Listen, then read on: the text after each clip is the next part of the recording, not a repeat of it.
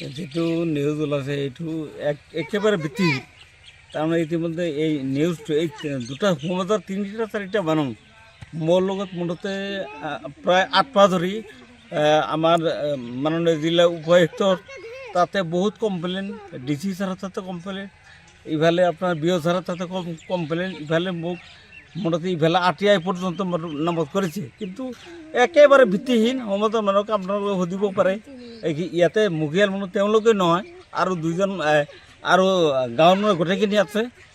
মই সিদিনাখন ইতিমধ্যে মই এই আমাৰ গুণ উৎসৱ আৰম্ভ হ'ব, গুণ উৎসৱৰ কাৰণে মই ৰেকৰ্ডৰ কাৰণে ইফালে এই আমাৰ CRC ক্লাষ্টাৰত গৈছিলোঁ। যোৱাৰ পিছত ইফালে ইণ্টাৰনেট তেওঁলোকে 2-3জন মানুহ ষড়যন্ত্ৰ কৰি মোৰ বিৰুদ্ধে কণী আধা কৰি দিয়ে। আপোনালোকে চাব পাৰে কণী তাতে কেনেকৈ দিয়া আছে। গাইডলাইন মতে আমি কণী ল'ৰা ছোৱালী খুৱাই আছোঁ। এইবিলাক খোৱাৰ পিছত তেওঁলোকে বহুত কমপ্লেইন দিছে। তাৰমানে দুটা প্ৰেচিডেণ্ট ইতিমধ্যে ইলেক্টেড হৈছিল। আমাৰ এই সমাজৰ মানুহবিলাক, আমাৰ বিশেষকৈ মুছলিম মানুহখিনি এই প্ৰেচিডেণ্ট সভাপতি হৈ থাকে, এই তেওঁলোকে ইলেক্টেড কৰাৰ পিছত তেওঁ মোক কৈছে যে কিবা এটা বিল্ডিং যে আপুনি কৰিছে, সেই বিল্ডিঙৰ টকা আপুনি নিজেই কাম কৰিছে, টকাটো মই থৈ দিলে আপোনাৰ টকা দিব লাগিব। তেওঁলোকে এই তিনিটা মোৰ বিৰুদ্ধে টকা লাগে, এইটো লাগে সেইটো লাগে। তাৰপিছত আমি কমিটিৰ মানুহখিনি বহি BO ছাৰৰ তাতে আমি ইতিমধ্যে গ'লোঁ।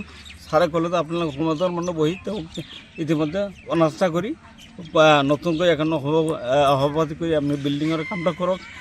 ইতিমধ্যে আমি বিল্ডিঙৰ কামটো কৰাৰ শেষ হোৱাৰ পিছত লগে লগে এতিয়া বৰ্তমান চাউলৰ কাৰণে মিড ডে মিল বৰ্তমান ৰিয়েলি আমি চলাই আছোঁ।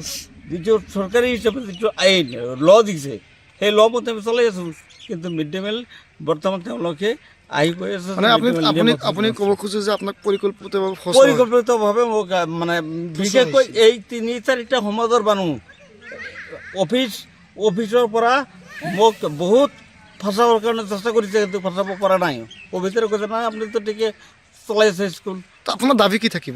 মোৰ দাবী এটাই, মই আমাৰ বৰপেটা জিলা বিভক্ত অনুৰোধ ৰাখিছোঁ যাতে বিদ্যালয়খন ভালদৰে চলে। ইফালে আমাৰ শিক্ষকো নাই, আমি টিউটৰ হিচাপে কাম কৰি আছোঁ। অনুৰোধ আমাৰ স্কুলখন যাতে ভালদৰে চলে, আৰু খোৱা খাদ্যটো ইতিমধ্যে আমি চলাই আছোঁ। এইটো আপোনালোকে যাতে এইটো অনুৰোধ, এইখিনি কথাটো আপোনালোকে জনাই দিয়াৰ কাৰণে মই দাবীটো ৰাখিছোঁ। মানুহ সঁচা মিছা শনিবার দিন নিউজ করছে, এটা একদম মিছা কথা। আর আমার প্রেসিডেন্ট লোক যেগুলো নিউজ করছে যে সারও তাতে টাকা আছে, এগুলো মিছা কথা। আমি কমিটির পৰা হিসাব লৈছোঁ, হিসাব করার পিছত গোটেইখিনি কাগজপাতি ডিসি সারের তাতে দেওয়া আছে আর BO সারের তাতে দেওয়া আছে। এগুলো সিহঁতে মিছা কথা কৈ আছে। ছাৰ কি বিদ্যালয়খন চৰকাৰী নিয়ম মতে চলাই আছে নে? সৰকাৰি নিয়ম মতন চলাই আছে, খোৱা খাদ্য ঠিকেই আছে? খাওয়া খাদ্য ঠিকই আছে।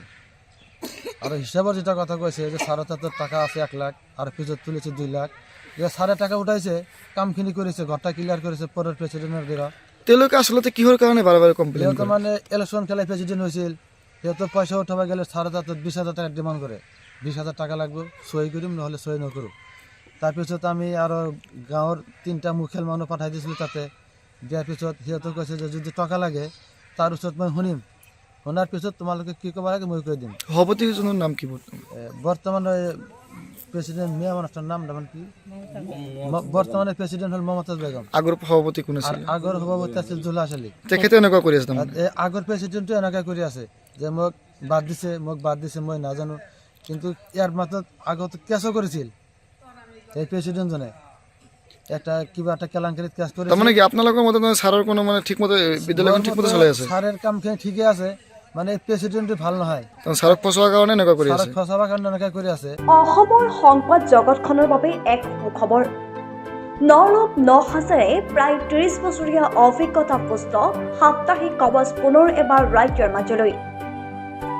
স্বত্বাধিকাৰী প্ৰণীতা কলিতাৰ দ্বাৰা প্ৰকাশিত আৰু অমৰজ্যোতি প্ৰিণ্টাৰ্ছ, গুৱাহাটী কমাৰ্চ কলেজৰ বিপৰীত ফালে মুদ্ৰিত।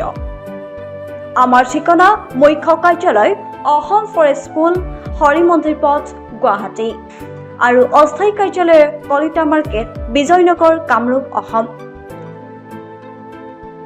মোবাইল নং 9435114666।